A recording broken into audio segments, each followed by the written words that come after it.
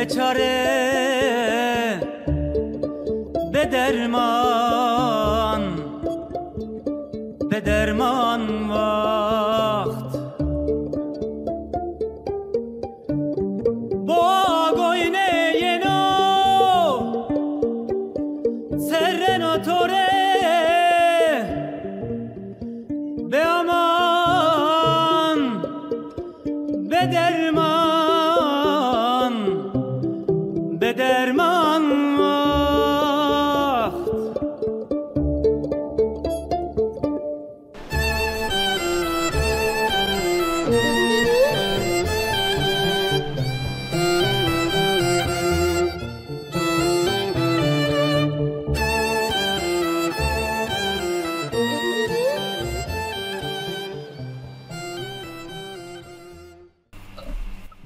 İyi akşamlar sevgili izleyiciler. Bugün Dersim katliamının, Tertelesi'nin, Kırım'ının ya da soykırımının anmasını yapacağız konuklarımızla.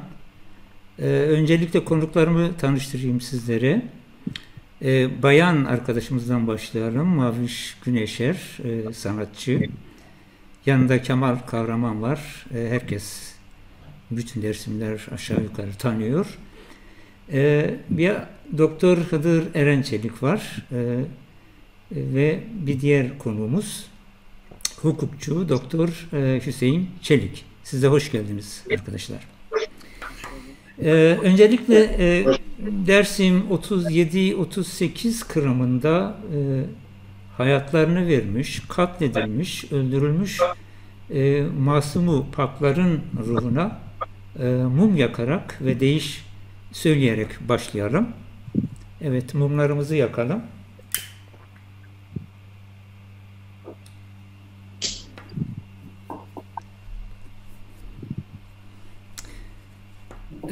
Mumlarımızı yaktık. Şimdi iki arkadaşımız Maviş ve Kemal bir deyişle bugünkü gündemimizi, bugünkü konumuzu ya da günümüzü açacak. Buyurun, söz sizde.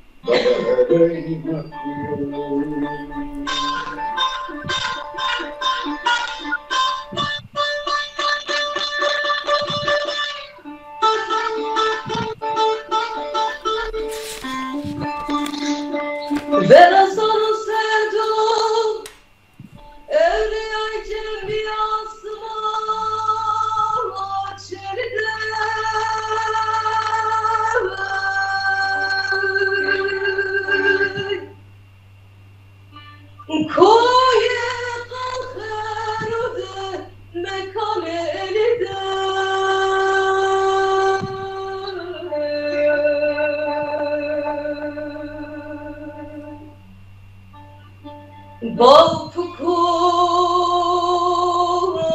gede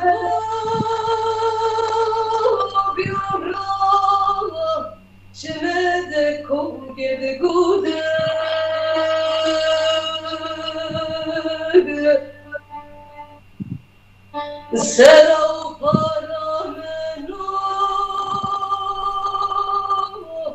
zero destegri satatenge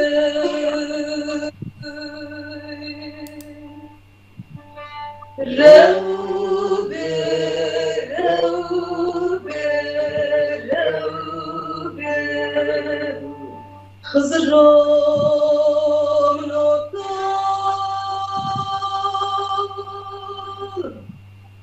Tevbe, tevbe, tevbe Dada heyme kuye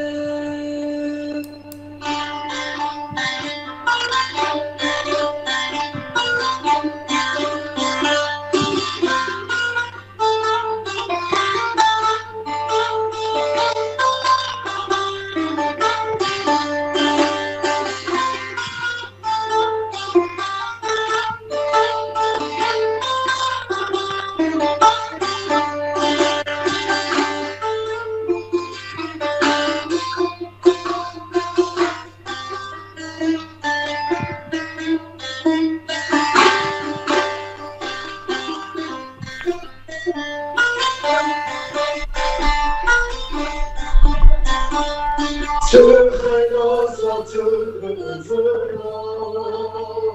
Hem hazırda hem hazırda Tırhına satırhına Gefetira gefetira Erdoğan'a tüyanura Halema asen otura Tia, tia, tia, tia, Hasan Haydar'a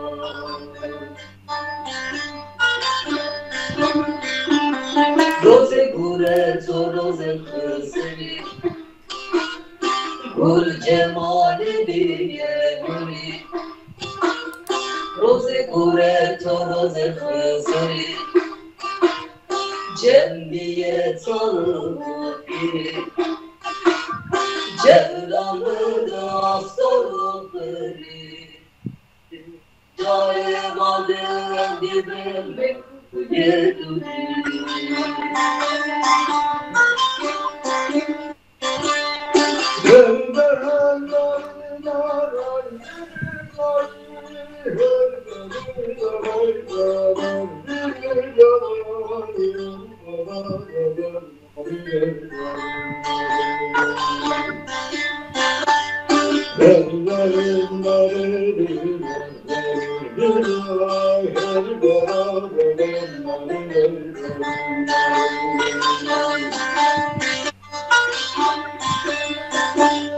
Ya Hızır ezeli gayet Ya bayre gayet Ya Hızır ezeli gayet Ya bayre gayet Sız bir yaday bere musalli Care ademe kuyereli Tia, tia, tia, tia, hayda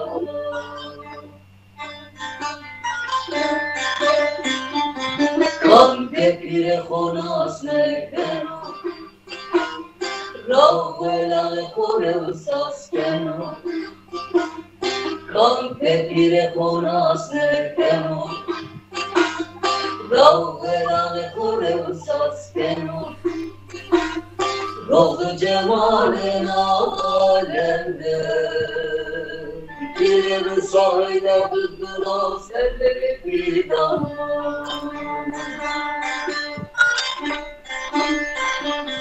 Roze gureto roze hızri Gul cemali biye nuri Roze gureto roze hızri Cembiye tanımı biri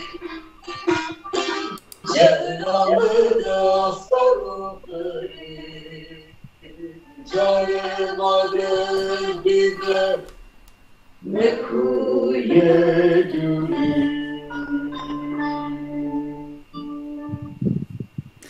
Uyası var bıra bıra. Ağzınıza, dilinize sağlık. Evet bacım. Hadi. Evet, değerli izleyiciler, bugün 4 Mayıs 2020. 4 Mayıs Dersim tarihinde önemli bir yer tutar. Çok önceleri bilinmeyen bir tarihti, fakat özellikle 80 sonrası ya da 85 ve 1990 sonrası özellikle Avrupa'da yürütülen çalışmalar sonucunda Dersim'e yönelik incelemeler, araştırmalar biraz daha somutlaştı, biraz daha millileşti diyebilirim. Dersimlileşti daha doğrusu. Belki daha iyi bir kavram olabilir. Dersimleşme sonucunda yazılı resmi tarihin tam aksine yeni bir tarih yazımına ya da sözlü tarih aktarımı araştırmalarına gidildi. Bunlardan bir tanesi de işte 4 Mayıs Dersim soykırımını, Dersim kırımını anma günü. Bugüne nasıl gelindi kısaca onu belirteyim. 1990'lar sonrası özellikle Dersim'de yaşanan kırımı anmak için Dersimliler tarafından ya da uluslararası alanda anmak için tartışmalar yapıldı. Gün belirlemesi üzerine tartışmalar yoğunlaştı. Bu tartışmalarda belli günler öne çıktı. İşte 9 Haziran, 12 Haziran ya da Ağustos, bilmem Eylül'ün kaçıncı günü. Bunlardan bir tanesi de 4 Mayıs'tı. 4 Mayıs oldukça önemliydi. Daha evvel Vare Dergisi ve Serbestiye örgütünün kuruluşunda veri olarak sunulan, belirlenen ya da parmak basılan bir gündü. Çünkü bu çok somut. 1937 Mayıs ayının 4'ünde Bakanlar Kurulu'nun Türkiye Büyük Millet Meclisi'nin aldığı bir kararla Dersim'e resmi olarak seferberlik ilan edildi. Kırım'a bu kararlarla imza atıldı ya da Kırım'ın yolu açıldı. Zaten hemen ertesi günü bombalamalarla Dersim bombalandı. 1990'lardan sonra işte tartışılan bu gün belirlemesi 4 Mayıs kararı 6 Mart 2010 tarihinde FDG Avrupa Dersim Dernekleri Federasyonu'nun çağrısıyla ya da öncülüğünde bir konferans toplandı. Bu konferansa Avrupa'nın değişik ülkelerinden, Türkiye'den yazarlar, sanatçılar, edebiyatçılar, tarihçiler çağrılmıştı ve konferans sonrası 4 Mayıs Dersim soykırımını ya da Kırım'ını, katliamını anma günü olarak ilan edildi. O tarihten bu yana bugün Dersimler tarafından özel olarak anılıyor. Bugün birçok siyasal örgüt tarafından da ya da legal dernek, işte özellikle Avrupa'daki Alevi dernekleri federasyonu tarafından da tanınan bir gündür. Bugün biz bugünü anıyoruz. Bugünü anarken tabii Dersim tarihinin bugüne geliş sürecine de bakacağız. Belki ilk başta bu konuyla başlayalım. Sözü ben Doktor Hıdır Erençeli'ye vereyim. Dersim katliamı ya da bu Kırım sürecini nasıl gelindi? Yani öncelikleri nedir? Sebepleri nedir? Neden böyle bir Kırım'a devlet başvurdu? Sizi dinleyelim Hıdır Hocam. Şimdi Dersim 37-38 Kırım'ına gelinmeden önce Osmanlı'nın son yıllarına bakmak gerekir. Özellikle 16. yüzyıldan sonra Dersim bölgesi Osmanlı için de bir çıbanbaşı. Yani inancıyla, yaşadığı kültürel kimlikle sürekli bir sorun olarak görülüyor. Ve o devam ediyor. Cumhuriyetin kuruluşuna kadar devam ediyor. Cumhuriyet tabi ulus devlet oluşum süreci başlıyor. Banyoda bir şey. Evet. Ondan sonraki dönemde de Cumhuriyetin kurulmasıyla birlikte eskiden sürekli yani Osmanlı döneminde ve sonra olarak görülen bu bölgenin yeniden dizayn edilmesi, yeniden bu sorunun toptan halledilmesi gündeme getiriyor. 1925 yılında Şark Islahat Planı bunun bir ilk adımını oluşturuyor resmi olarak. Cumhuriyet'in kuruluşuna 2 yıl sonraki bir dönem. Ve de o süreç sürekli gündemde tutuluyor. Tabii Dersim bölgesinde Kızılbaş, Alevi inancının egemen olması, devlete boyun eğmeyen aşiretlerin o bölgedeki halkın sürekli Osmanlı'ya sorun yaratmış olması ve ondan sonraki Cumhuriyet'e sorun yaratmış olması bir seferde halledilmesi gereken bir sorun olarak görülüyor devlet tarafından. Ve biz bu süreci değerlendirirken 37'de yani 4 Mayıs 1937'de alınan Bakanlar Kurulu kararı bu adımın atılması için, bu sürekli gündemde tutulan bu sorun bir seferde halledilmesi için başlatılan bir süreç olduğu kanısında. Yani ben o konuda, onun konusundayım. Ve bu nedenle 4 Mayıs 1937 Kırım'ın fiilen uygulamaya sokulduğu, fiilen uygulandığı bir dönemi kapsıyor. Evet, çok teşekkür ederiz. Kemal Kahraman'a söz verelim. Acaba onun da sahada çok ciddi çalışmaları vardı, hala sürüyor. Bu konuda ne dersiniz? Yani Dersim Kırım'ı bu ilan edilen ferman nasıl gelindi ve neler yaşandı? Şimdi bu konuda tabii ki Hıdır arkadaşımızın söylediklerine katılıyorum ben. Dersim 38 meselesi sadece modern süreçlerin ortaya çıkarttığı bir sorun değildir. Dediği gibi Osmanlı'ya en azından Selçuklu'ya kadar gidilmesi gereken bir siyasal, tarihsel derinlik içerisinde görülmesi gerekir. Bu konuda mesela bence Seyfi Cengiz'in çalışmaları önemlidir. Yani önemli tartışma başlıklarına değinen, bir perspektif sunan çalışmalardır.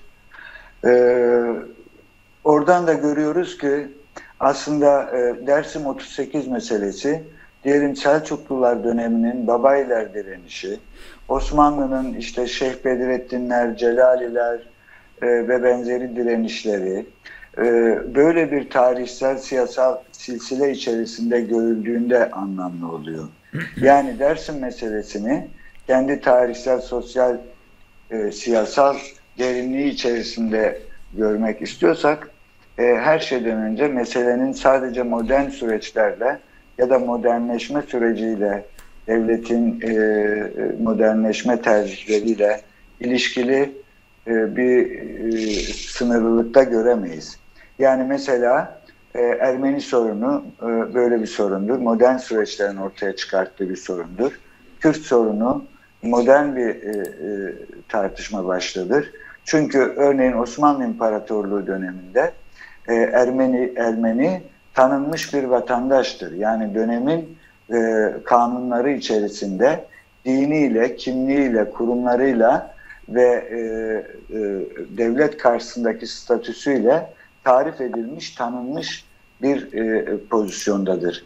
Vergisini verir, işte Hristiyan olduğu için askerlik yapamaz vesaire ama normları, kriterleri belli bir statünün içerisindedir. Aynı şekilde Kürtler, yani Kürtlük özellikle ümmet başlığı çerçevesinde zaten farklı bir aidiyet olarak tarif edilmezdi. Çünkü dönemin aidiyet kavramları, kriterleri hangi dinden, hangi mezhepten olduğuna göre şekillenirdi. Bizzat devletin kendisi de zaten kendisini şeriatın, yani dini referansların temeli üzerinde kurmuştu.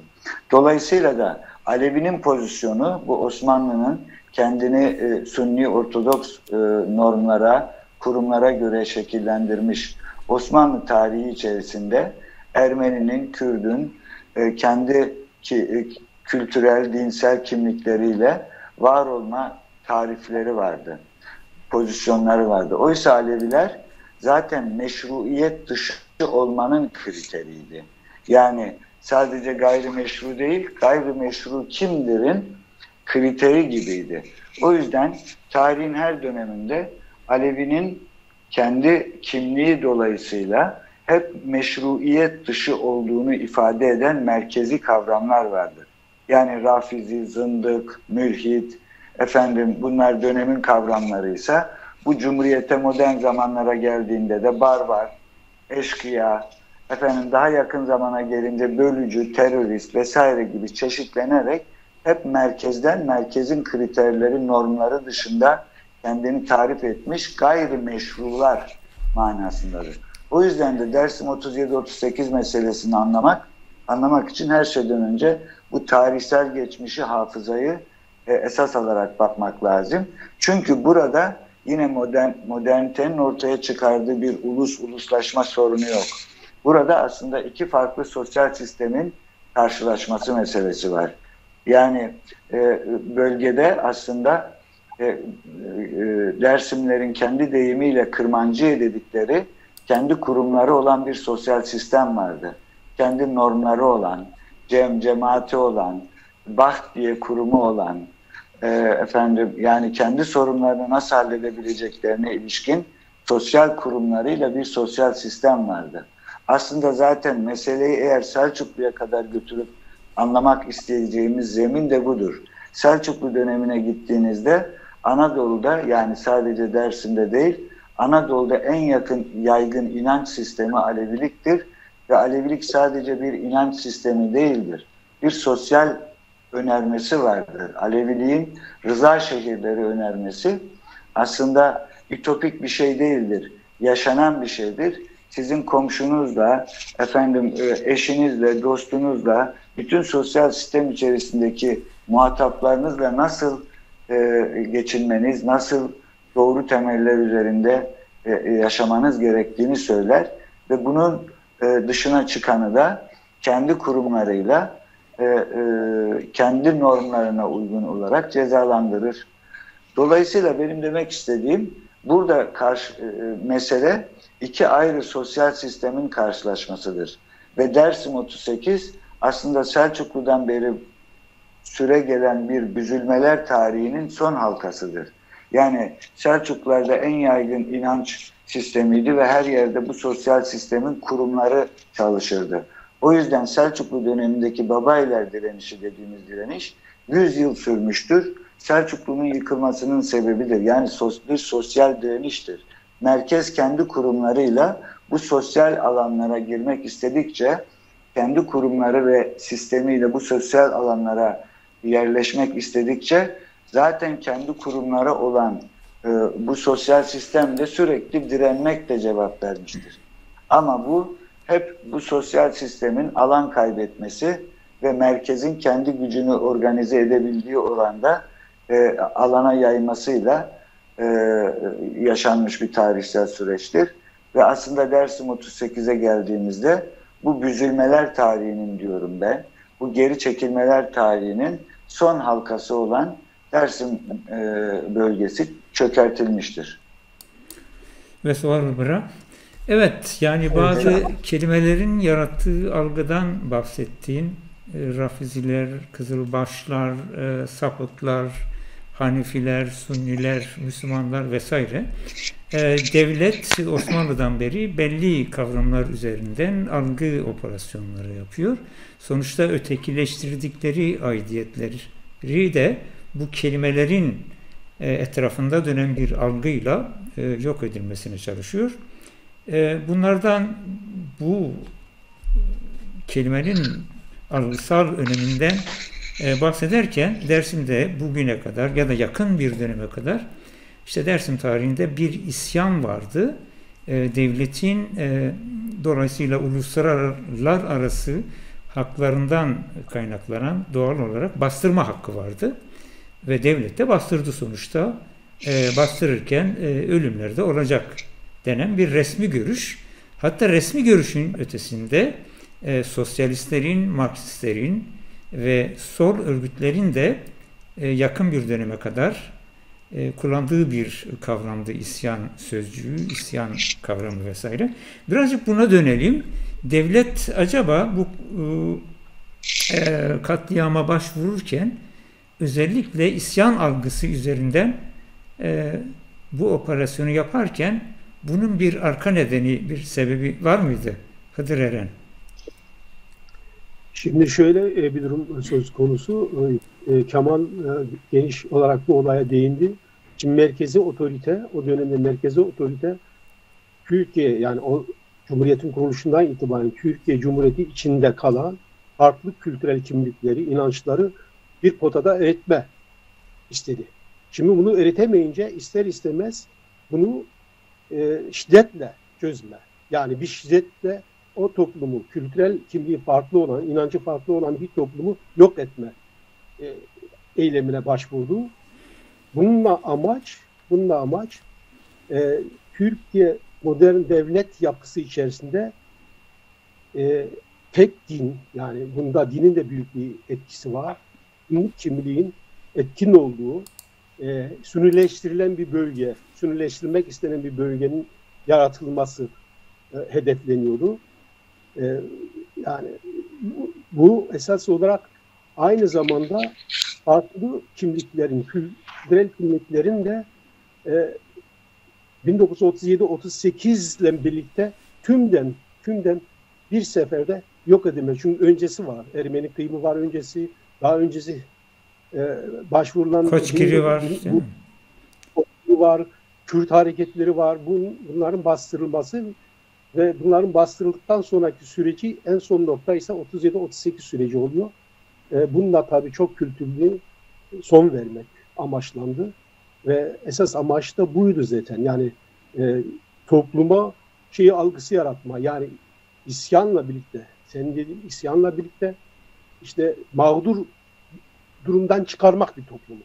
Aslında şimdi durup dururken bir toplumu yok etmeye çalıştığın zaman onu etmen gerekiyor. Yani siyasal literatürde de olsun, toplum içinde de olsun gerekçelendirmen gerekiyor. Nasıl gerekçelendireceksin? Bunlar asildi.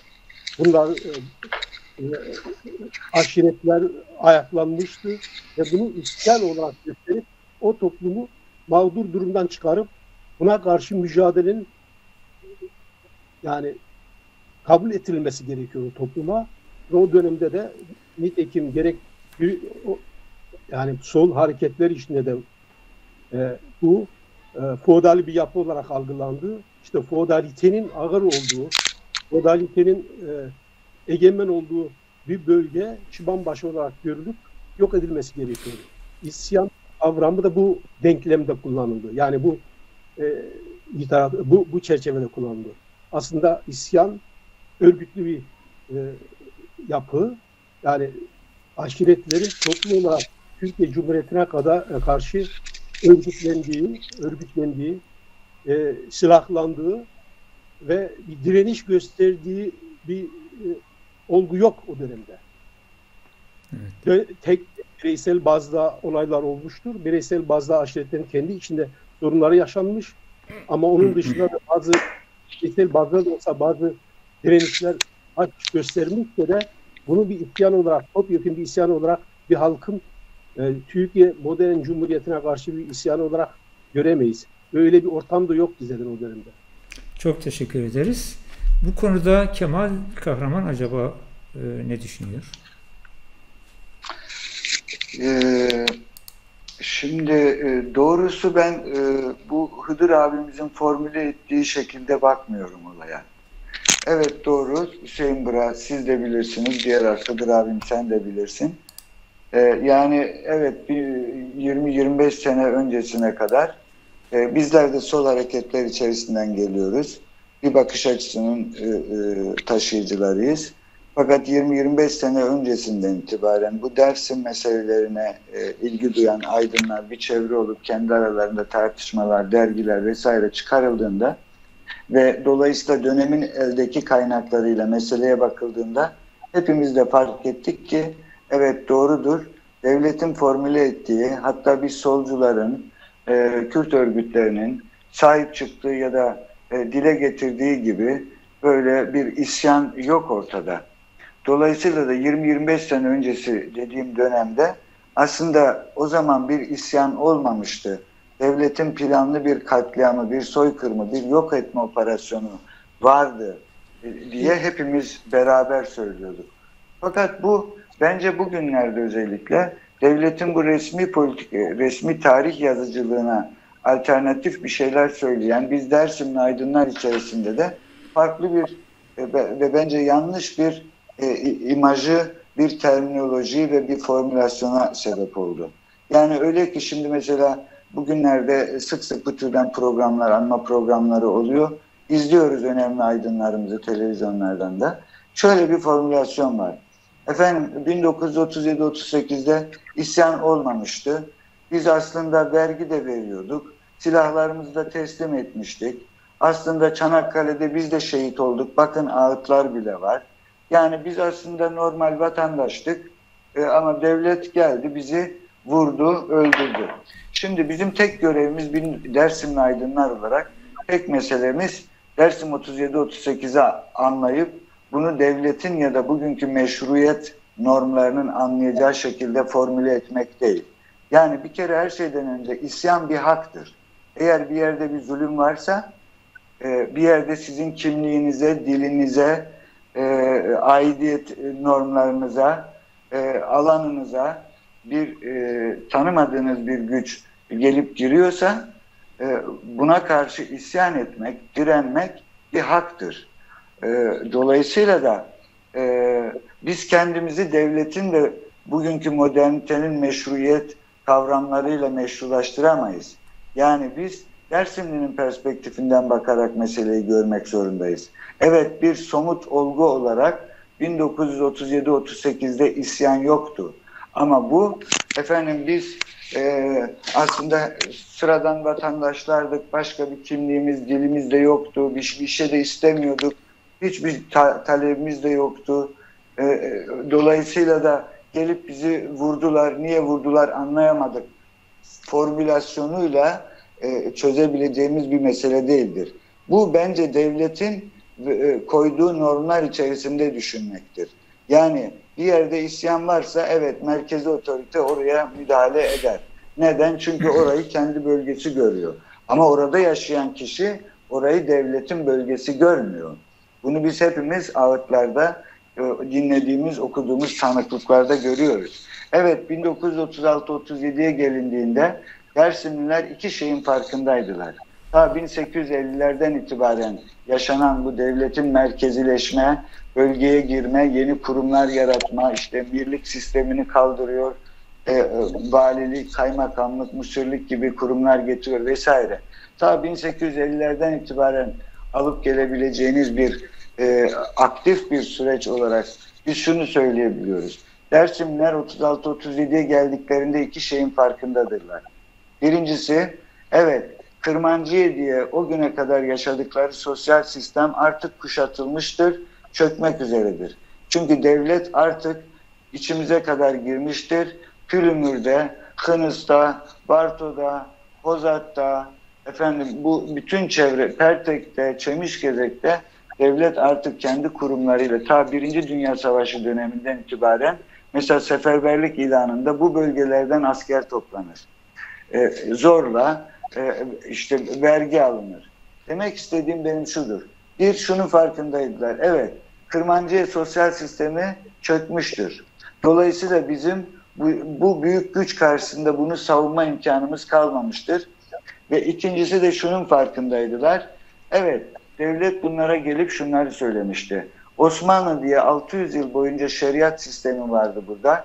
Ve siz bu şeriat sistemin normları içerisinde vatandaş değildiniz. Biz 600 yıllık Osmanlı'yı yıkıyoruz ve herkesin kanun karşısında eşit olduğu vatandaşlık sistemini getiriyoruz. Siz de bu dilinizle, kimliğinizle güzelsiniz. Siz de temsil edileceksiniz. Bakın buna ilişkin şahitlikleri isterseniz biraz önce sözünü ettiğim röportajı okumanızı mutlaka tavsiye ederim. Ömer Cibrail Ekkej'in Dersim Biz sanırım Dersim Forum o sayfada yayınlanan Sayın Musa Can Polat'ın ta 90'larda yaptığı bir röportajdır. Çok önemli bir tanıklıktır. Neden? Çünkü Ömer Cibrail Ekkej birincisi Demenanlar biliyorsunuz Dersim aşiretleri içerisinde savaşçılıklarıyla bilinen bir aşirettir. Ve Cibrail-i ailesi de Demenan aşireti içerisinde en savaşçı aşiret olarak bilinir. Şimdi Kemere Cibrail-i oradaki tanıklığında diyor ki bizim sebebimiz diyor Cibrail-i Arekiye oldu diyor.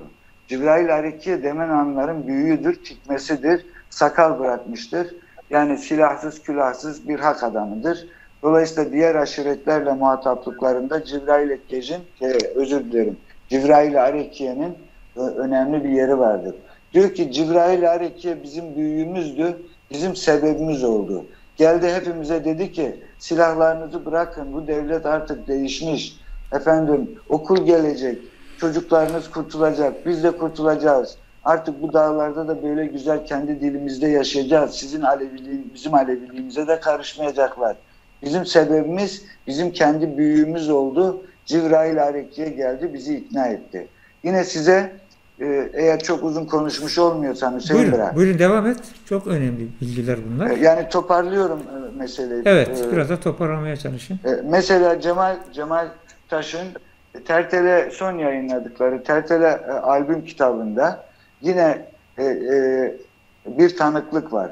Orada da yine Cibrail-i Kec'in diğer oğlu Hemede Civekeş. Yani Hemede Civekeş de Civekeş'in 5 oğlunun en savaşçısıdır. Hemede Civekeş o döneminde bir söylenti çıkıyor. Diyorlar ki yani bu 36'lar falan olmalı. Abdullah Paşa bir kanun çıkartmış. Bundan sonra Dersimliler rahatlıkla Elazığ Harput'a gelebilecekler. Kendi mallarını satabilecekler. İstedikleri şekilde onları ağırlayacağız. Hiç karışmayacaksınız. Böyle bir söylenti yayılınca bunun üzerine bir grup ağa bey ileri gelen toplanıyorlar. Harput'a çökelek, yağ bilmem ne de alarak Harput'a iniyorlar. İkinci gün bunlar geri geliyor ve acaba ne oldu diye herkes soruyor bunlara. Diyorlar ki vallahi biz gittik Harput'un girişinde bizi bandoyla karşıladılar. Biz silahlarımızı güzelce teslim ettik. Bizi en güzel hana götürdüler, ağırladılar. İkinci gün sabah da kalktık, çökeleğimizi, yağımızı en güzel fiyatla satın aldılar. Sonra da bizi bakkala götürdüler. Ne almak istiyorsak biz işaret ettik, bizim adımıza en güzel pazarlığı yaparak bizi aldılar. Sonra Harput çıkışına kadar bizi yolculadılar. Harput çıkışında da silahlarımızı verdiler. Biz de çıkıp geldik. Bunun üzerine Yusuf Hanlı Kemer Ağa diyor ki ya diyor madem bu devlet bize böyle değişmiş biz niye bu devlete aramıza soğukluk koyuyoruz? Ben kendi köyüme karakol getiririm. Şimdi bu mesele dediğim gibi Tertele kitabında Cemal Taşlar'ın aktardığı bir tanıklıktır. Böyle size bir ağıt okuyayım müsaade ederseniz. Burada da mesela hep şu vardır. Ağalar, beyler evet isyan olmamıştır ama 37-38'e geldiğinde Dersimli isyan etmediğine pişman olmuştur. Dersimli silah teslim ettiğine pişman olmuştur. Dersimli yani bütün bunlara kandırıldığını söyleyerek ağalarımızı, beylerimizi kandırdılar ve bizi ilk önce tanıyacaklarını söylediler. Fakat sonra da bu şekilde tanımadılar. Silahlarımızı aldıktan sonra da bizi bir plan dahilinde ilk önce büyüklerimizi sonra da bütün geri kalanları kırdılar. Dolayısıyla ben şunu söylemek istiyorum. Şimdi Hıdır abicim eğer meseleyi biraz önce sizin de sözünü ettiğiniz Osmanlı, Selçuklu vesaire silsilesi içerisinde göreceksek burada şunu görmemiz lazım.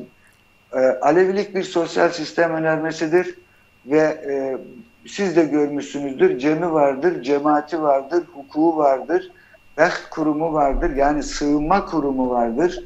Efendime söyleyeyim, aşiret sosyal sistemi üzerine, aşiret yapılanması üzerine kurulmuş bir toplum vardır. Ve aşiretler arasında bir hukuk vardır. Doğrudur 1936-37'lere geldiğinde artık bu sistem dejenere olmuştur, çökmüştür. Yine bunu ağıtlardan öğreniyoruz. Yani pir devletin verdiği silahı alarak talibinin arkasına düşmüş, vergi almaya çalışmıştır. Müsaade edin bir ağıdı okuyayım. Buyurun. Bakın bunların hepsi burada geçiyor. Sılo Kız'dan almışım. Sılo Kız'ın söylediği Allah rahmet eylesin. Mekanı nurlar içinde olsun. Öyle olsun. Büyük Kendisine bir ait kaynağımız. kendisine ait bir ağıt mıdır yoksa Şimdi bu acaba? ağıdı ben ilk bu Ağıtlar albümünü çalışırken tabii yeniden kendi elimizdeki kaynaklara dönüyoruz, dinliyoruz, bir şey kaçırmayalım vesaire gibi. Bu süreç içerisinde slow kız kayıtları var. Tabii herkeste olduğu gibi bizde de en az 20-25 saatlik kayıtları vardır slow kızın. Bunlar da bu kayıtlar arasında fark ettim. Şimdi bu ağıt mesela bir politik deklarasyondur. Biz neden son albümümüze Dersim Politik Ağıtları dedik?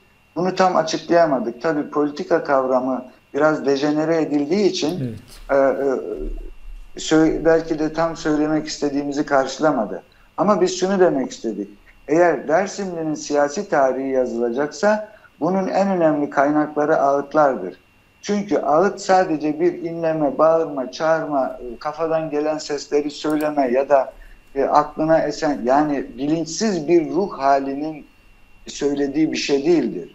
Ağıt sözlü kültürde ve sözlü hafızada kendi gerçekliğini, yaşanmışlığı toplum hafızasına emanet etmenin imkanıdır. Yani hakikati söyleme imkanıdır. Hakikati söyleyip toplum hafızasına emanet etme ve kayıt tutma imkanıdır. O yüzden eğer Dersim 38'de neler olduğu biz mağdur penceresinden görmek istiyorsak, eyvallah, elbette ki kaynaklar önemlidir. Devletin kaynakları da önemlidir. İşte İngiliz arşivinde bir şey varsa o da önemlidir. Ruslar bir şey, bunlar önemlidir. Ama mağdurun perspektifinden bakıyorsak bizim ilk önce bu objektif olma, modern aydın olma, meseleye işte tarafsız bakma gibi bize pozitivizmin öğrettiği komplekslerden kurtulmamız lazım. Bizim kaynaklarımız, yani mağdurun kaynakları birer hakikat deklarasyonu olarak ağıtlardır. Buyurun, size bir ağıt okuyorum. Bu ağıtla ilgili çok küçük bir şey söyleyeyim Hüseyin Bırak. Şöyle bir durum oldu işte. Ben bu ağıdı fark edince tabii çok şaşırdım. Çünkü bizim bugüne kadar yayınlanmış ağıt kitaplarımızda olmayan, birçok bölümüyle tanıdığımız ama kitaplarda bu bütünlük içerisinde olmayan bir ağıttı. O yüzden hem Cemal Taş arkadaşımıza... Biraz burada keser miyiz? Bir saniye, bir kayma oldu nedense. Tabii. Bir dakika, tekrar ben bir ayara gideyim. Evet, ağıtlarda kalmıştık. Kemal devam edecek ağıtlarla. Evet, Slow Kız'dan derlediğimiz bir ağıdı okumak istiyorum. Çünkü ağıtların aslında meseleyi anlamakta en önemli kaynaklar olduğunu, yani bizim araştırmacılarımızın bu anlamda bir yöntem sorunu taşıdıklarını düşünüyorum. Bugüne kadar bizim siyasi tarihimiz hep devlet kaynaklı referanslar, belgeler referans alınarak yazılıyor. Çünkü tarih yazıcılığı bunu işte objektiflik adına, bilimsellik adına kaynak göstermek gerektiğini söylüyor. Halbuki işte sözün de, sözlü hafızanın da kaynakları var. Bunlar sadece folklor değil. İşte bir örneği mesela diyor ki Kefem bero akıle uşene seydi ah remine venge seyrızay seyrıza vanu sultan baba mava tı behtu berzbiya tı behte ağaune desim guret lüngune ho verday verte hirisudu aşurune desim ra merdo vejiyay ah laze şay koti verte ordiye kemali kedenay ordiye hukmati henike kırkene biçime malu gay seyrıza vanu vele ve merdiye smarabu helese maçina peyniye de yema sıcımı lay ordiye hukmati neçeler koyu isiz verdayi koye desim vakte hirisudu padisavura koye veşi aşırura demenu dan yapıyor hep sefkane horte merhaşi. Heme de Cibrail agay vanu hal ve hal kumandan ravaze ma koyeho nedame keşi. Vanu ah na dinake persena begeme dinao de bosa ordiye hukmati ah jemele sera vesaniye behte mare veta. Uşene seyd vanu duze şehankra nove makina khora tepian yada ondere verte desim çıkamıra ves asa. Kemer ağa usuvu ah keno dano zonyane khoro kireme efkar meke ağayen yake ma koye desimde kerdene mare besa. Şimdi bunu Zazaca bilmeyen dinleyicilerimiz için hızla bir Türkçe'ye de çevirelim. Devamı da var. Çok iyi olur. Ama bu kadarı bile söylüyor. Diyor ki siz de anladınız zaten.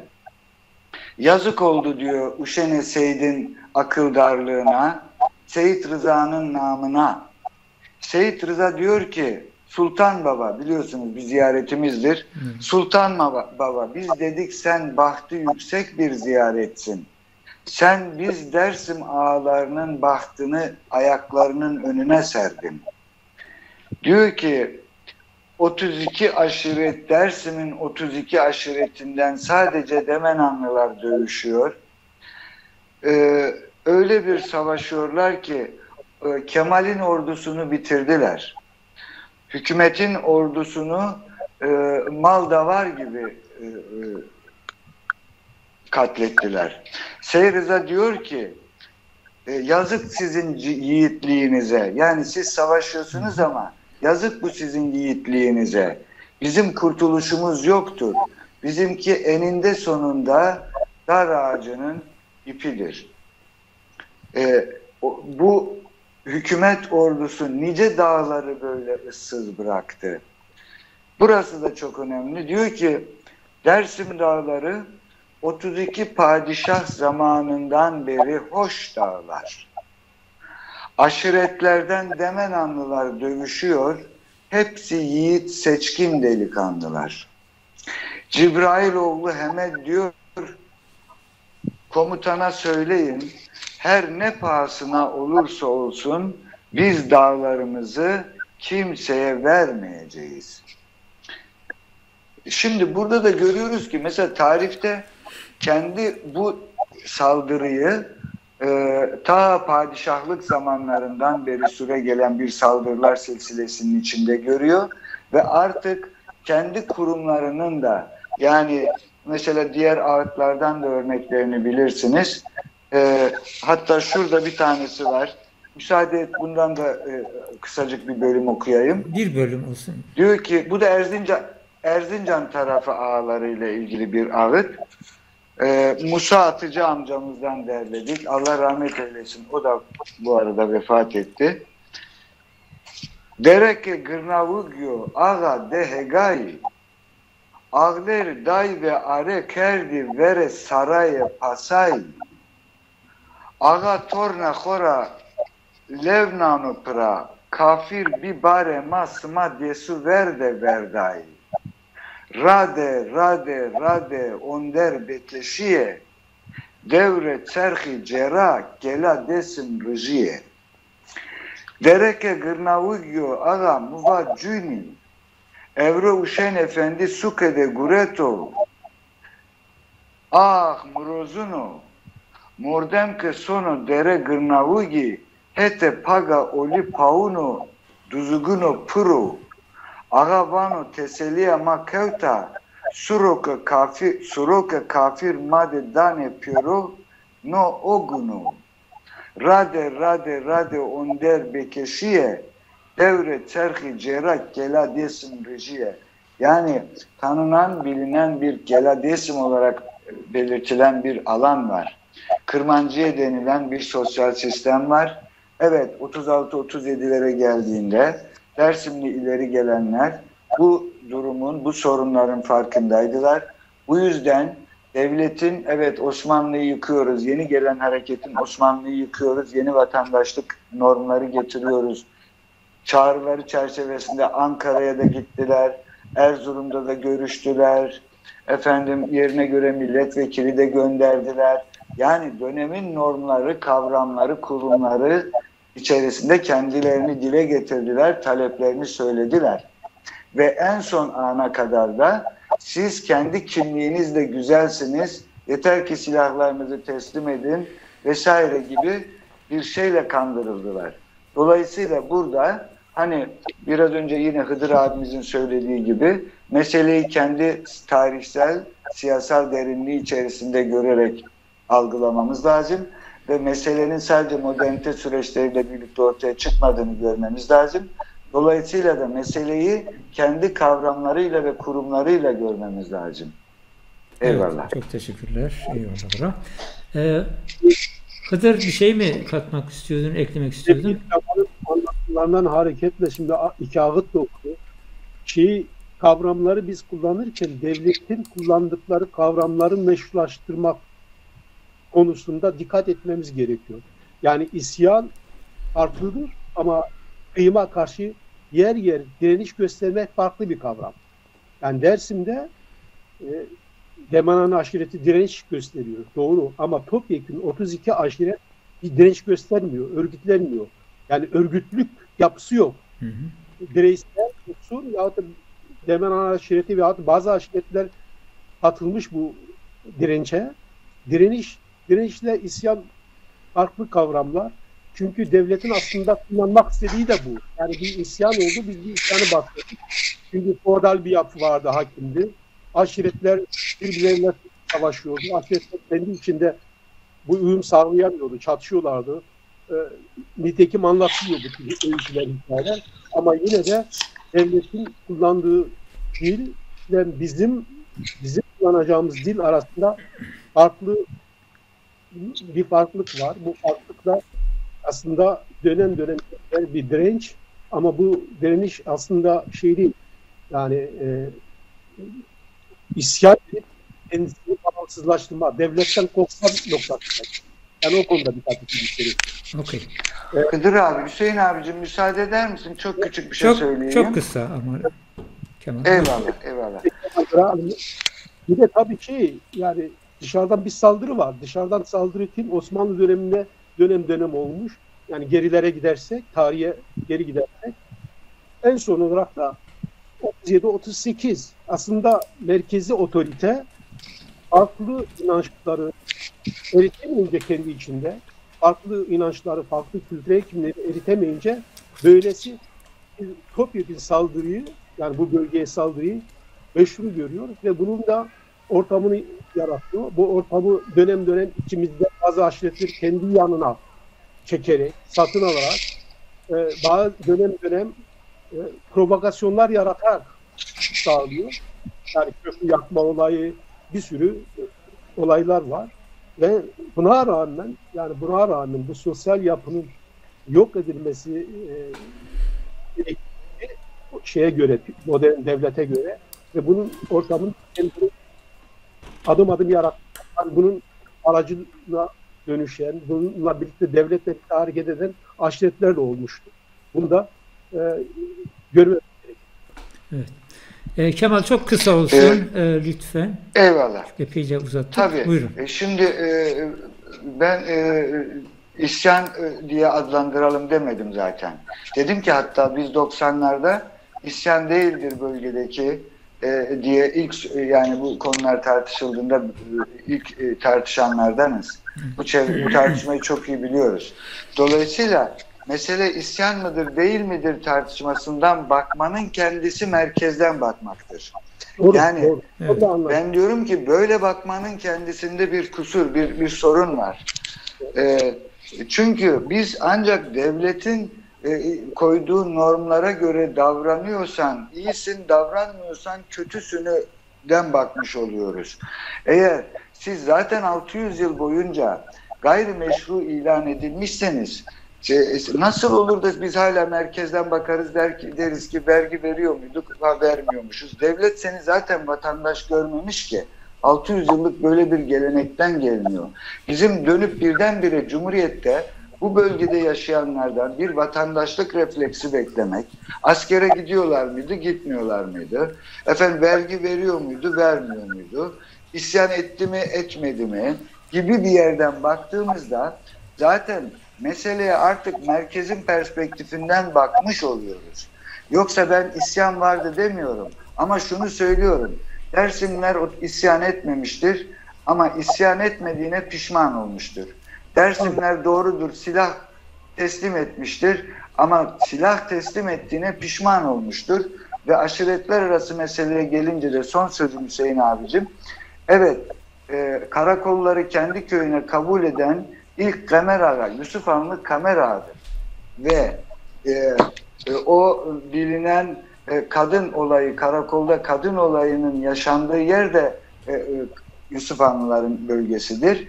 Ve dolayısıyla ben pişman oldum bu karakolları köyüme getirdiğime diyerek diğer aşiretleri Halvori gözelerinde yapılan cemaate davet eden de Kamer Ağa'dır. Ve yine Fındık Ağa ağıdına bakın, orada ısrarla oğlu Fındık Ağa babasına sen yanlış yaptın köylerimize karakol getirmekle, bir müsaade etmedin, oğlun bari gitsin Demenanlılarla beraber savaşsın, bari yiğitçe mertçe ölsün der. Şimdi bununla söylemek istediğim şudur. Evet, doğru. Dersimliler dönemin, sürecin değiştiğini düşünüyorlardı. Devletin değiştiğini düşünüyorlardı. Bütün bunlara ikna edildiler. Bizzat kendi ileri gelenleri tarafından. Evet, doğru, silah teslim ettiler. Evet, doğru, isyan etmediler. Ama o Kırmancıye ruhu kendilerine dönük işte bu karakoldaki mesele olayı yaşandığında bizzat Kamer Ağa diğer aşiretleri Halvori gözelerine cemaate çağırmıştır. Evet, orada direniş kararı çıkmıştır. Fakat artık devlet bütün güçleriyle bölgeye yerleştiği için bu direniş hiçbir sonuç vermeden katliamla sonuçlanmıştır. Evet. Şimdi katliamdan bahsettik, işte Ferman'dan, Kırım'dan, soykırımdan bahsettik. Hüseyin Çelik'e ben söz vermek istiyorum. Yani bu soykırıma uğramış halklar, uluslararası arası işte mahkemeler, sözleşmeler ya da anlaşmalar çevresinde nasıl değerlendiriliyor? Bunların ne gibi hakları var? İleriye dönük bu mahkemelerde, geçmişe dönük bu katliamı, bu soykırımı gündeme getirme durumları ihtimal dahilinde mi? Buna acaba sözleşmeler olanak sağlıyor mu? Buyurun Hüseyin. Merhabalar, teşekkürler. Ya bu konuda oldukça bir kafa karışıklığı var. Sözlerime başlamadan öncelikle Dersim 37-38'de hayatını kaybeden bütün insanlarımızı rahmetle anıyor ve anıların önünde saygıyla eğiliyorum. Bunu belirtmek istiyorum. Uluslararası anlamda soykırım belli konularda yeterince araştırılmış olmasına rağmen Dersim olaylarının ne kadar soykırım olup olmadığı şu anda tam olarak uluslararası anlamda bir görüş birliği yok bu konuda. Bununla ilgili işte son yıllarda çalışmalar yapılıyor. Biz de bu çalışmalara belli katkılarda bulunmaya çalışıyoruz. Onun için bugün biraz sistematik bir şekilde soykırım nedir olayına değinmek istiyorum. Bu biraz belki de işte Kemal abi veya Hıdır abi gibi akıcı bir konuşma olmayacak. Biraz teknik bir konuşma olacak. Biraz ders verme tarzında olacak ama bence kötü de olmayacak. Çünkü bu konuda böyle kapsamlı bir çalışma gerekiyor. İnsanların kafasındaki bazı sorulara cevap verebilmek için. İşte Dersim olaylarının dışında tabii ki tarihte yaşanmış soykırımlar var. Bunlardan tanınanları, en önemlileri Ermeni soykırımı. Bu 1917-18 yıllarında yaşamış. İşte yarım milyonla 1 milyon arası insanın hayatını kaybettiği söylenmekte. Onun dışında Almanya'da Yahudilerin katledilmesi işte Holocaust olarak da adlandırılıyor. 6 milyona yakın insan 2. Dünya Savaşı sürecinde, yani 6 milyon Yahudi. Bunun dışında tabii başka gruplar da var. İşte Roma, Sintiler, eşcinseller, Almanlardan solcular falan, Ruslar da var ama en fazla işte Yahudiler. Onun dışında 1967 yılında işte Afrika'da ciddi bir soykırım yaşanıyor. Nijerya'da Igbo diye adlandırılan bir grup 600 bin ile 1 milyon arası insan öldürülüyor. Daha sonra Bangladeş'te, Burundi'de, Etiyopya'da bunlar yaşanıyor. Guatemala'da. Bunlar tanınan, uluslararası anlamda tanınan soykırımlar. En son Ruanda'da Tutsi grubunun Hutular tarafından öldürülmesi. Bu enteresan. Burada da yarım milyonla 1 milyon arası insan ölüyor. Bu burada ilk olarak uluslararası camia bir mahkeme kuruyor. Şimdi bu mahkemeye taşınıyor Ruanda'daki Tutsilerin öldürülmesi. Onun dışında bir de 94'te Yugoslavya'da yaşanan savaş sonrasında Bosnalıların Srebrenica'da öldürülmesi olayı var. 1995 yılında.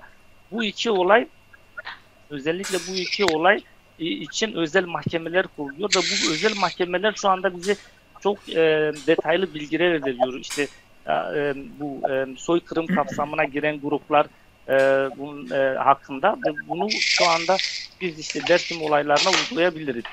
Dersim dediğim gibi bu diğer katliamlarla kıyaslandığında mesela işte şu anda benim de baktığım uluslararası tanınan kitaplarda yer hala bulmuyor. Bu şekilde tanımıyor. Şimdi genel anlamda böyle bir giriş yapmak gerekirse, soykırım tarihine bakmak gerekirse, ya soykırım bir grubun planlı ve sistematik bir şekilde ortadan kaldırılması. Bir grubun planlı ve sistematik, bu çok önemli, plan ve sistematiğin olması lazım soykırım olabilmesi için. Bu fikir Raphael Lemkin diye bir Polonyalı Yahudi tarafından ortaya atılıyor. Raphael Lemkin, Almanya'nın işte 2. Dünya Savaşı kaybetmesinden sonra kurulan bu Nürnberg Uluslararası Ceza Mahkemesi'ni takip ediyor. Oradaki davalara bakıyor. O dönem daha hala soykırım işte tezi yok ortada ve bu oradaki mahkemede yaşananları toparlıyor ve bunları bir tez olarak ortaya atıyor. Daha sonra Birleşmiş Milletler bu Raphael Lemkin'in soykırım terimini alıyor. Hatta ona işte onu görevlendiriyor, diyor bu konuda işte bir şeyde bulun, bir öneride bulun. Raphael Lemkin işte Birleşmiş Milletler'e bir öneride bulunuyor. O Birleşmiş Milletler Raphael Lemkin'in tezi üzerinden daha sonra şu anda üzerine konuştuğumuz soykırım terimini için bir definisyon buluyor. Özellikle işte Birleşmiş Milletler 1946'da bu Raphael Lemkin'in tezi üzerinde tartışıyor ve genel kurulda bu kabul görülüyor. Daha sonra 1948'de soykırımın önlenmesi ve cezalandırılmasıyla ilgili bir sözleşme imzalanıyor. Bu sözleşmenin 2. maddesinde detaylı bir şekilde soykırımın ne olduğu kararına varılıyor. Bunu biraz sonra buna değineceğim detaylı bir şekilde. Son zamanlarda da son 10 yıl içerisinde Uluslararası Ceza Mahkemesi kuruldu. Bu Uluslararası Ceza Mahkemesi bu 2. maddeyi alıp soykırım maddesi olarak kendi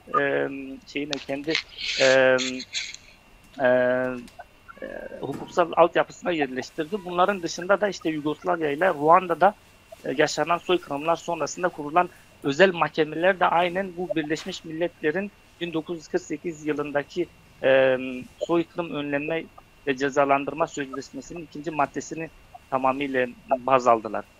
Türkiye'ye gelince bu da önemli. Ya Türkiye bu işin neresinde? Çünkü bu soru çok çok önemli. Türkiye 1948'de ki bu anlaşmayı 1950'lerde imzalıyor. Tam anlamıyla 1951 tarihinde bu uluslararası soykırım suçunun önlenmesi ve cezalandırılması yasasını imzalıyor ve bir şekilde şu anda Türkiye için bu yürürlüğe girmiş durumda. Bu ne anlama geliyor? Bu çok önemli. Şimdi normalde hep tartışılıyor ya işte soykırım uluslararası mahkemelere taşınabilir mi? Bu hukukta temel bir prensip var. Bu prensip şunu diyor ki geriye yürüme yasağı. Geriye yürüme yasağı şöyle, bir yasa yürürlüğe girdikten sonraki davalar için geçerlidir. Demek oluyor ki eğer Türkiye, yani 1948'de zaten Birleşmiş Milletler tarafından imzalanan bir anlaşma, Türkiye bunu 1951'de imzalıyor.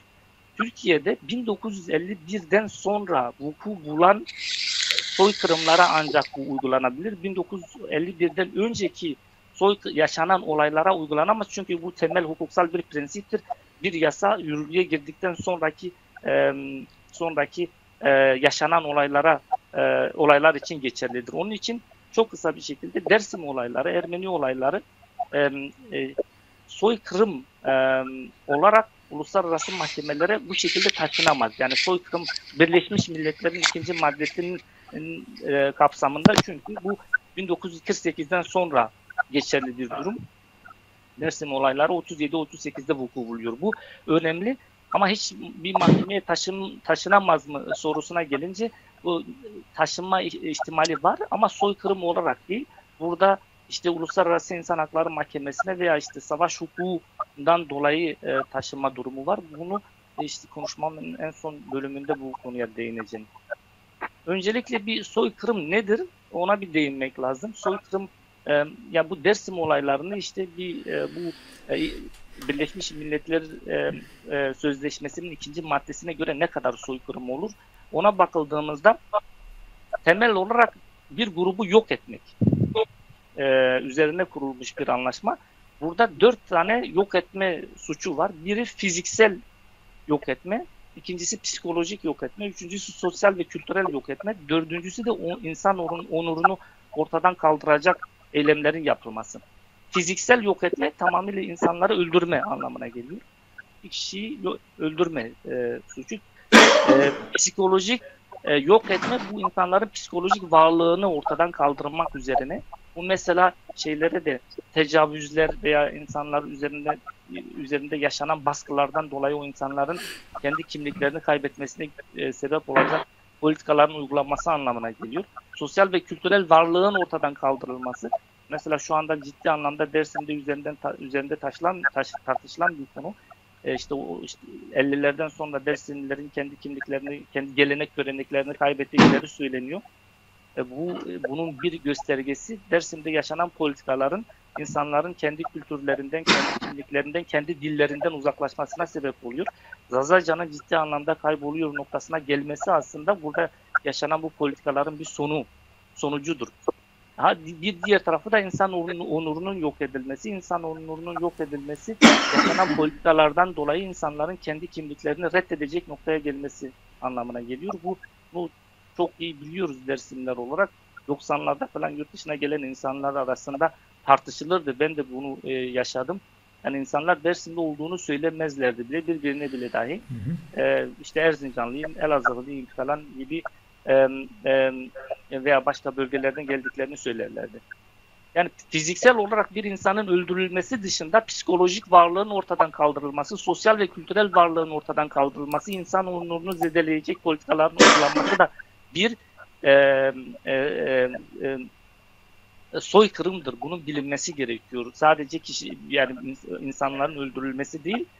Bir başka konu da hep üzerine tartışılır. Biraz önce de biz işte bu konuda duyduk, arkadaşlar bahsettiler. Ya bu Dersim'de yok edilmek isteyen kimler? Yani devlet veya orada yaşanan o durumda kimi yok etmek istiyorlar? Şimdi burada üzerine tartışıldığında sanki şeymiş, yani ille de bir yere bunu götürüp oturtmak lazım ki orada belli bir hakkaniyet olsun. Şimdi göreceğiniz gibi aslında hiç ona gerek yok. Çünkü burada yok edilmesi gereken, yani bu kanuna göre bir grup, kişi değil, grup. Ve bu grup ulusal bir grup olabilir, etnik bir grup olabilir, ırki bir grup olabilir, dini bir grup olabilir, hatta kültürel bir grup da olabilir. Şimdi buna baktığınızda, şimdi tek ülkelerde işte ulusal bir grup olarak baktığımızda, ulusal gruplar genelde azınlıklar olarak ele alınıyor. İşte bu Afrika'da ve yaşanan dünyanın farklı yerlerinde yaşanan jenosidlerde ulusal grup, azınlık grup olarak ele alınmış. Mesela Türkiye'de şu anda ofisiyel olarak tanınan azınlık grup devlet kayıtlarında olmasa da Kürtlerdir. Bunların dışında Zazaların işte azınlık olma ihtimali halk olarak vardır. Yani hangi pencereden bakarsanız bakın, ister deyin ki Kürtler, ister deyin ki Zazalar, bu ulusal bir azınlık grup olarak bunlara karşı uygulanmış olan yok etme politikaları ulusal bir grubu ortadan kaldırma teriminin altına girer. Sadece bu da grup olarak baktığınızda yine etnik da bu maddenin içerisine giriyor. Dersimlilerin ulusal bir azınlık olmasına gerek yok bu madde tarafından korunmaları için. Etnik bir grup, yani diyelim ki işte ne Zaza ne Kürt olarak adlandırmanıza gerek var. Sadece bu bölgede yaşayan bir etnik grup olarak tanınması da yeter. Bir de ayrıca her iki terim de bunun için yeterli. Mahkemelerin verdiği kararlara bakıldığında Yugoslavya mahkemeleri, Ruanda mahkemeleri diyorlar ki insanların kendini gördükleri gibi nasıl görüyorlarsa o da önemli. Veya dışarıdan adlandırmaları da, yani ister siz kendinizi etnik grup görün, ister dışarıdan görün, ikisi de bu kapsama giriyor. Bir diğer tarafı ırk olayı, buna fazla değinmeyeceğim. Bu genelde Holocaust'ta Yahudilere karşı uygulanan soykırımda ön plana çıkmıştı. Bir diğer konu dini. İşte mesela Kemal abinin biraz önce değindiği nokta, işte Alevilik, işte Dersimlerin yok edilmesi temelinde Aleviliğin rolü, Kızılbaşlığın rolü, ta işte Osmanlı öncesinden günümüze yaşanan bu tarihi süreçte bu kimliğin önemi. Bu da sonuçta bu soykırım yasası tarafından korunma altına alınıyor. Dini dediğinizde sadece işte tanınan büyük dinler anlamında değil, burada mahkemenin söylediği bir grubun kendisini bir dini grup olarak tanıması yetiyor. Yani bunlar, bu mezhep de olabilir, mezhep olmasına gerek yok. Ayrıca mezhep içerisindeki farklı gruplar eğer kendisine o mezhepten farklı bir dini grup olarak tanıyorsa mahkeme bunu öyle tanımak zorunda. Uluslararası mahkemeler dini grupları şöyle yorumluyor. Diyor ki bir grup kendisini nasıl görüyorsa devlet onu o şekilde kabul etmek zorunda. Devlet kimseye kimlik biçemez. Bir grup kendisini farklı bir dini inanç olarak görüyorsa devlet ona saygı duymalı ve onu o şekilde görmeli. Onun için Alevilik perspektifinden bakıldığında da sonuçta korunuyor. Bir diğer taraftan da kültürel jenosit, kültürel bu dil, kültür ve identitet üzerinde yapılan politikaların o kültürün ortadan kaldırılmasına sebep olması anlamına geliyor. Şimdi buradan bakıldığında hangi terimi alırsanız alın, ister ulusal, ister etnik, ister dini, ister kültürel, bütün pencerelerden bakıldığında Dersimler aslında korunma altına girmiyor. Demek istediğim artı ikinci madde, yani uluslararası Birleşmiş Milletler'in uluslararası soykırım yasasına göre bakıldığında hangi perspektiften gelirseniz gelin, Dersimliler bu anlamda bu madde tarafından korunuyor. İkinci nokta, jenosid, işte bu soykırımda bizim işte üzerine terteli olarak da konuştuğumuz durumun nasıl yaşanıyor olması gerekiyor ki uluslararası anlamda tanınsın. Birincisi fiziksel soykırım. Fiziksel soykırım bir grubun üyesinin öldürülmesi. Yani bu arada bir de çok önemli şunu da bilmek gerekiyor. Ya ille de bir grubu veya birden fazla insanı öldürmeye gerek yok. Bir grup mensubunun öldürülmesi, grup liderlerinin öldürülmesi, grubun inanç önderlerinin öldürülmesi bile dahi bunun için yeterlidir. Mesela işte üzerine bahsettiğimiz işte Seyit Rıza ve arkadaşlarının bilinçli bir şekilde alınıp öldürülmeleri, bu da bu politikaların bir parçası. Çünkü grup liderlerinin öldürülmesi bazen o grubun dağılmasına, identitelerini kaybetmesine sebep oluyor.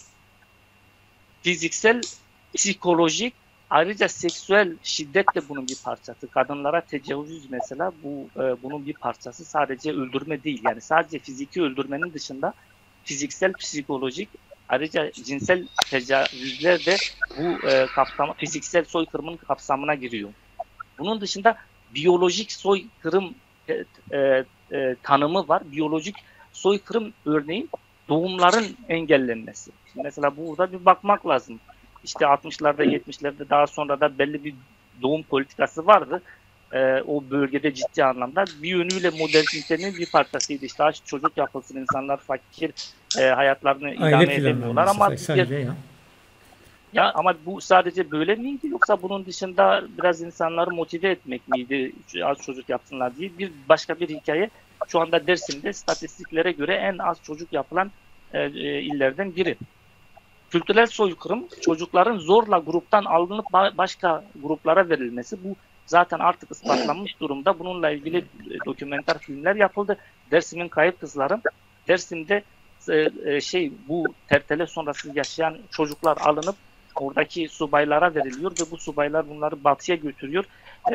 Oradaki o grubun kültürüne göre yetiştiriliyor ve kendi identitelerini kaybediyorlar. Bunun sebebi sonuçta çocuk doğurganlığı kadın üzerinden oluyor. kız çocuklarının işte gruptan ayrılması, kız çocuklarını eğer gruptan ayırırsanız uzun vadede o grubun yok olmasına sebep oluyorsunuz. Onun için jenosidlerde kız çocuklarının işte zorla alınıp başka gruplara verilmesi ve orada asimile edilmesi tipik bir örnek.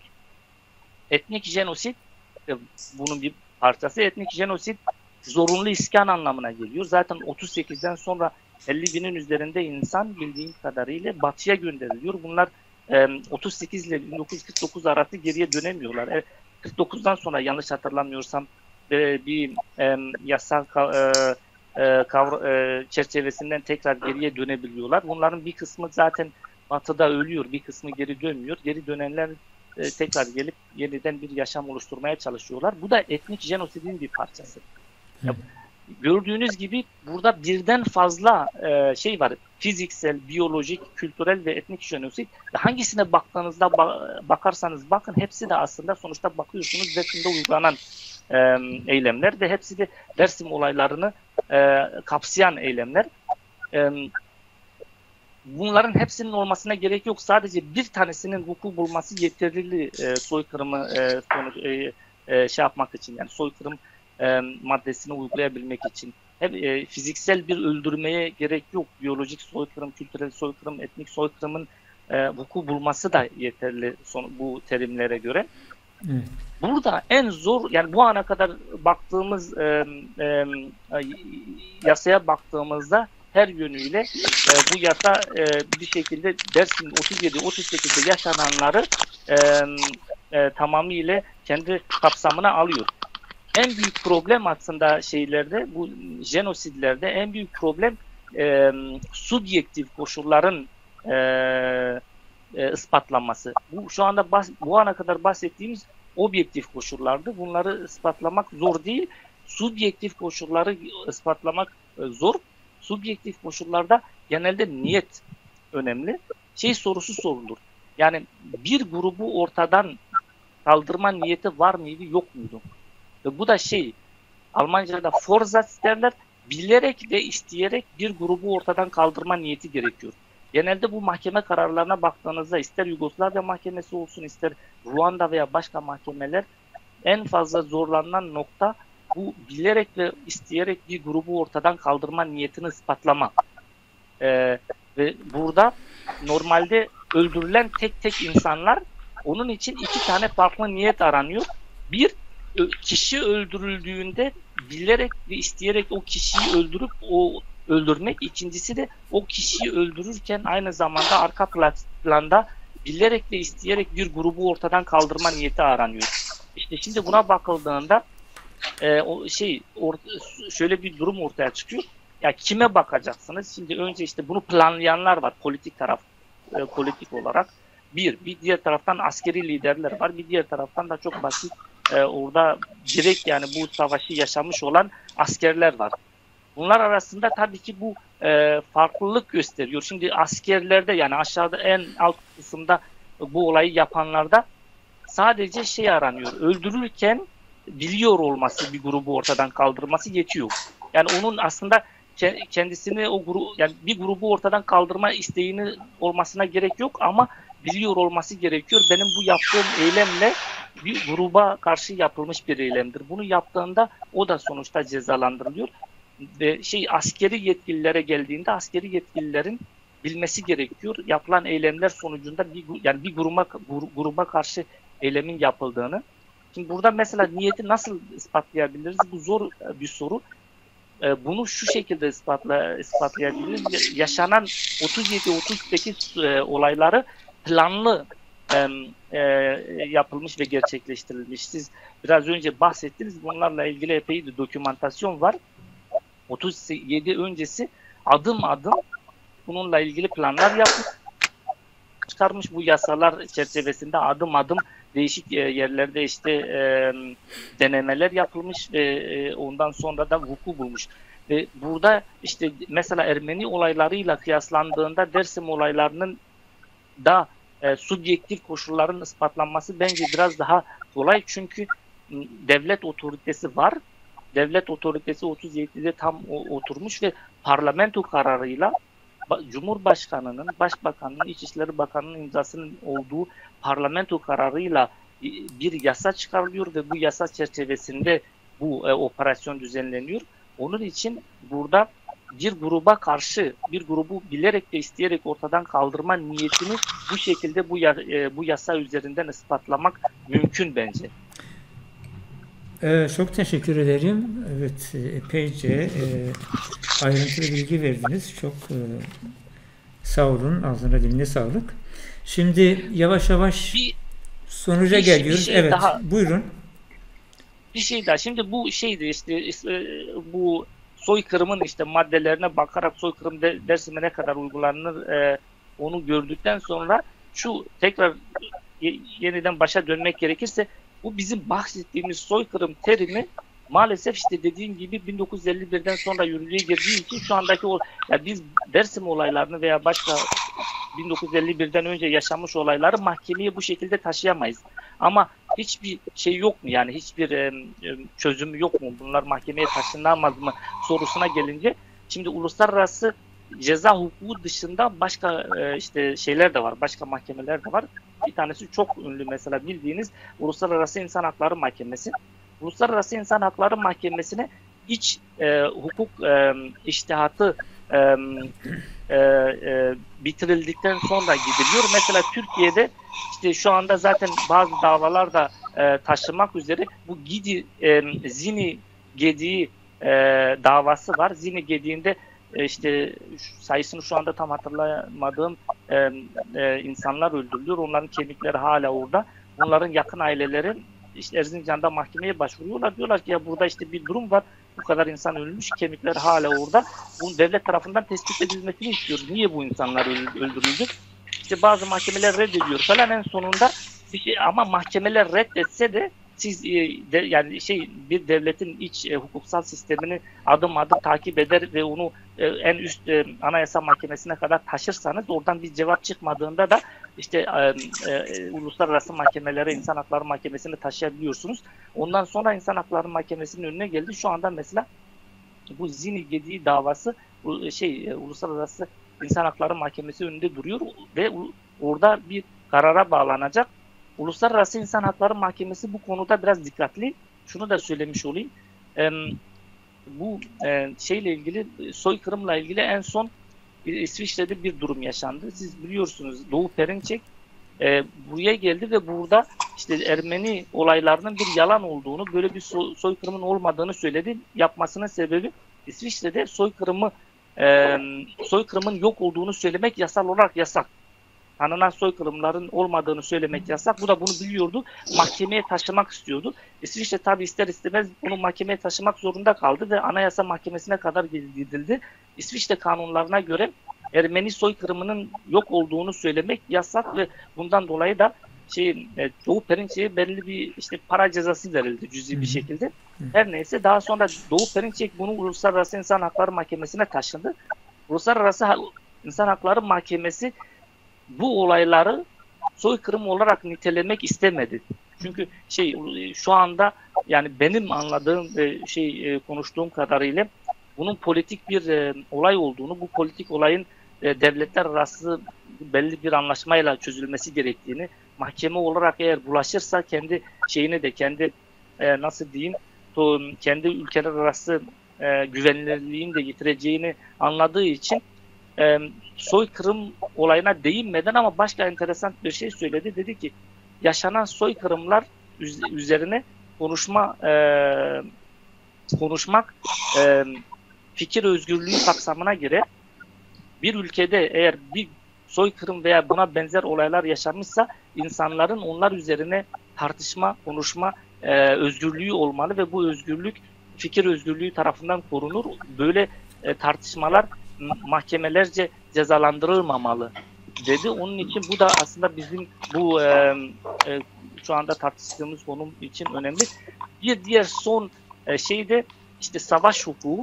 Bunu bugünkü konumuzu aşacağı için fazla değinmeyeceğim ama savaş hukuku da sonuçta sivillerin toplu olarak katledilmesini insanlık suçu savaş suçu olarak kabul eder. Bunu da böyle bilmek gerekiyor. Dersim'de sonuçta zamanın başbakanının verdiği verilere göre 10.000 kişinin üzerinde bir insan katledildi kısa bir zaman içerisinde. Bu savaş olsa da bunlar sivillerin savaş esnasında toplu katliamı insanlığa karşı işlenmiş bir suçtur. Bu da sonuçta kabul edilir bir Evet. davranış değil, savaş olsa bile dahi. Çok teşekkür ederim. Ben teşekkür ederim. Çok mersi. Evet, epeyce ne zamanımız uzadı. Sona doğru gelmek üzereyiz.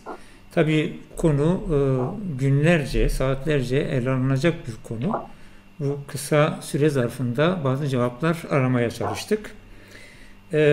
Dersim tarihinde, katliam döneminde, son dönemlerde uluslararası alanda da bu konu tartışılmaya başlandı. İşte katliam sırasında belli yerlerde zehirli gazların kullanılmadığına dair. Bu konuyu açıklayacak fazla bir zamanımız yok ama bunu da değinerek söyleyelim. Ki bunun için önemli bir veri, belki belirterek geçelim. İhsan Sabri Çağlayangil'in ses kaydı 1986'da ortaya çıktı. Ses kaydında bizzat zehirli gazın kullanıldığını, binlerce insanın mağaralarda bu gazlarla boğdurulduğunu kendisi söylemişti.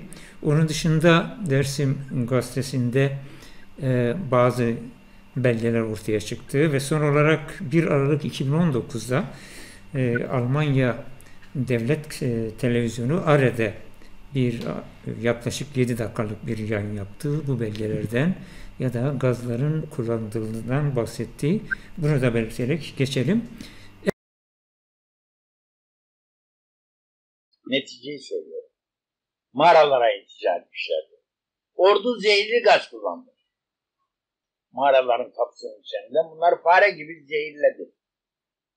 Ve 7'den 70'e o Dersim Kürtlerini kestiler. Kanlı bir hareket oldu. Dersim davası da bitti. Hükümet otoritesi de köye ve Dersim'e gitti. Dersim böyle bitti. Evet, bugün bu gündemin sonuna geldik. Son olarak ben konuklarıma döneyim. Çok kısa bir şekilde belki söyleyecekleri olacak. Sonra kapatacağız programımızı. Şimdi ben Hüseyin Çelik arkadaşın anlatımlarından hareketle somut olarak yani Dersim 37-38 döneminde girişilen, devlet tarafından girişilen katliamın bir soykırım olup olmadığını belirtmemiz gerekiyor. Yani hem fikri olmamız gerekiyor bu konuda. Hı hı. Hüseyin Çelik arkadaşın anlatımlarından 9 Aralık 1948 Birleşmiş Milletler Sözleşmesi'nde de belirtildiği gibi Hüseyin geniş anlattığı olayı Dersim'de başvurulan fiziksel bir yok etme uygulanıyor. Zorunlu göç var. Çocuklar küçük yaşta ailelerinden koparılarak götürülüyor. Bilinmeyen yerlere yerleştiriliyor. Bu çocukların bir kısmı sonradan iyiliğini buluyor. Yahut da sonradan bir sürü bu konuda araştırma ve kitap var. Yani anılar var. Bunları sırayla şehitlikte ele aldığımızda bir arkadaşın dediği gibi yani dilinin yasaklanması, inancının yasaklanması, bugün bir asimilasyon politikasının 40'lı yıllardan sonra hayat bulunması. Yani çocuklar ailelerinden alıp yatılı bölge okullarına yatırılıyor. Bu 60'lı yıllarda yoğun yaşanıyor. Bunlara Türkçe öğretiliyor. En iyi Türk biziz kavramı bunlara empoze edilmeye çalışılıyor. Ve tüm bunları bir süreç içerisinde ele aldığımızda 37-38 ve sonrası düzenli sistematik bir saldırı kampanyasının devam ettirildiği, fiziksel yok etmeden sonra da kültürel bir genositin yaşatıldığı net ve açık görülebilir. Görülebilir diyorsun. Yani asimilasyonda bir insanlık suçudur. İşte zorunlu olarak da asimile ettiğin zaman bir toplumun bir kesimi bunda uluslararası Birleşmiş Milletler Sözleşmesi çerçevesinde değerlendirdiğimizde kültürel genosittir. Yani kültürel soykırım. Evet. Başka sözü olan arkadaşlar var mı? Yoksa? Ya Hüseyin Tamam. Bura tabii ki Fazla bırak. meselenin eyvallah. Çok kısa olsun ama birkaç cümle. Tabii haklısın tabii bu tür şeyleri fazla uzatmamak lazım. Ama şunu da söylemek lazım. Yani mesele gerçekten böyle bir 5-10 dakikalık konuşmalarla altından kalkabileceğimiz bir mesele değil. Bizim kendi aramızda da gerçekten çok ciddi bir tartışmaya ihtiyacımız var. Çünkü bizim amacımız nedir? Bunu çok iyi sormamız lazım. Yani bunun uluslararası mahkemelerde ya da uluslararası parlamentolarda soykırım olarak kabul edilmesinin getirisi götürüsü nedir? Buradan biz ne amaçlıyoruz? Bunu kurumsallaştırmanın, soykırım projesi haline getirmenin, kurumsallaştırmanın getirisi götürüsü nedir? Amacımız nedir yani? Biz şimdi burada oturmuşuz, Türkçe konuşuyoruz. Ve bir 38'de zirvesini yaşamış bir dağıtılma, bir hafızası yıkılma operasyonuna muhatap olmuş bir toplumun devamları olarak bugün her birimiz bir ülkede savrulmuşuz. Yani o savrulmanın devamı olarak biz buralardayız. Hepimiz Türkçe konuşuyoruz. Artık işte biraz önce de söylediğim gibi aydın olarak, akademisyen olarak yani uluslararası normlar, şunlar bunlardan bakarak bir şeyin bizde ne olup olmadığını tartışabiliyoruz. Yani kısacası aslında hedef olan Dersim Milli'yi çoktan kaybetmişiz. Yani kültürel bir temsil durumumuz yok. Bundan sonrası sadece bir hesaplaşma gibi görünüyor. Ben bunu bizim aramızda da tartışılması gerektiğini düşünüyorum. Örneğin Ermeni soykırımının tanınması yolunda Ermeni lobilerinin yaptığı çalışma 100 yıldır büyük bir organizasyon var. Biliyoruz kurumları güçlü, üniversiteler var falan. Birçok ülkede güçlü lobileri var, diasporaları var. Ama sonuçta getirisi nedir, götürüsü nedir? Bütün bunlar bir enstrüman haline getirilmesi, bunun politik bir enstrüman olarak birilerinin şeyine sunulması bize ne getiriyor? Yani olay çok karmaşık. Evet. Onun için ben sadece bunların hepsinin bizim kendi aramızda da tartışılması gerektiğini düşünüyorum. Bizim amacımız nedir? Hedefimiz nedir? Ben diyorum ki bizim hedefimiz bir hedef olan Dersim Milli'yi kültürel olarak yeniden temsil edebilmenin imkanlarını zorlamaktır. Yani neydiyse orada, nitekim bazı röportajlarımızda da geçmiş bir ifadedir. Evet, Erdoğan özür diledi devlet adına. Bize de sordular, ne diyorsunuz? Ben dedim ki biz barbarlığımızı geri istiyoruz. Yani hedef olan şey neydiyse onu istiyoruz. Ve o gerçekten merkezin gördüğü perspektiften bir barbarlık olabilir. Ama bana göre çok derin bir kültürel hafızanın son temsilcileriydiler. Müsaade ederseniz biraz önce sözünü ettiğim Sılo Kız Ağıdı'ndan bir kısacık bölüm okuyorum ve sözlerimi kapatmış oluyorum. Diyor ki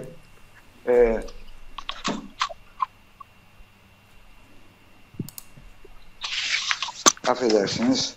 Diyor ki Ordi onto maserde bau hirisu de alaiye demenu vane behte sıma bırıcıyor sıma de çina behte namusu şiye destu paya ağlarine diyesim gireday eve kapitenu heşiriye berdime ifade istiklal mahkemesi ah ifade magurete yezide Kayseriye kafir mara perskanu soğure kırmancıye uşene seydvano efkar mekere galikemi imam uşeni na roze diye. Şimdi burada olayın hem tarihsel hafızasını görüyoruz hem de karşılaşmanın hangi manada bir karşılaşma olduğunu, yani ifadeyi alan Kayserili Yezid'dir. Evet. Çok teşekkür ederiz. Sevgili Hıdır, Doktor Hıdır Erençelik, Doktor Hüseyin Çelik. Tabii sorgusu yapılan da Kahraman, sorgusu yapılan da Kemal Kahraman ve Maviş'e ayrıca teşekkürlerimi sunuyorum. Ama son olarak son cümle Kemal'in önemli. Bütün bu sorunları hakikaten kendi aramızda tartışmamız gerekiyor. Daha bir netlik kazanmamız gerekiyor. Bunu umarım önümüzdeki dönemde yapacağımız programlarda tekrar ele alacağız. Ben Yalnız Hüseyin, buyurun. Kesmeyeyim ama birkaç cümle olsun. biz ne bekliyoruz, ne istiyoruz?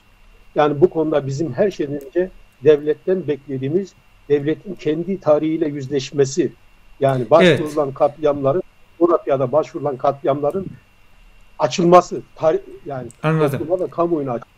Evet, tam da bunu söylüyorum. Bunu önümüzdeki dönemde hakikaten yine böylesi programlarda tartışmaya ihtiyaç var. Umarım bu programlarda tekrar yan yana geliriz. Herkese iyi akşamlar. Teşekkür ederim ben. Eyvallah. Olur mu? Saygılar. Saygılar. Olur bu. Olur. Aleyküm. Evet, bu arada son olarak katledilen masum upakların paklar için saygıyla bu programı yaptık. Ruhları şad olsun. Yeri verti gul u sosunda dumanı diyelim. Hoşça kalın. İyi akşamlar. Gelecek programlarda buluşmak üzere.